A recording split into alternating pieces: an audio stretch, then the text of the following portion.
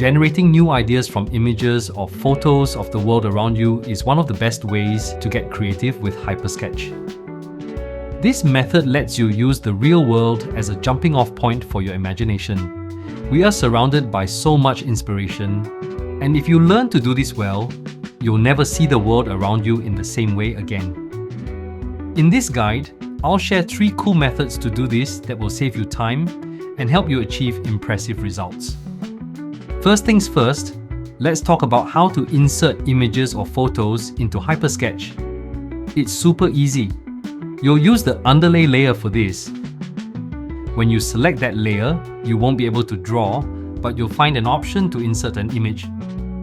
You have 2 ways to add images: snap a photo on the spot or grab one from your camera roll. For the best results, square images work really well, but feel free to adjust the size and position however you'd like. To move your image around, just click the reposition button. When it is blinking, you can easily move, zoom, and rotate your image with 2 fingers. Hit the button again to confirm the new position.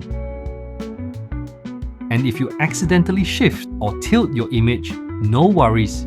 There are handy buttons to help you realign it. Now that you've learned that, here's a shortcut. You can copy images from other apps, your browser, or even from your iPhone or Mac while signed into the same account. Just paste them directly into Hypersketch using the button at the top. This will drop the image right into the underlay layer, and you can reposition it just like before.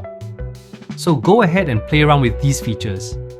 Once you're comfortable with inserting images, we can dive into 3 powerful techniques for generating ideas from them.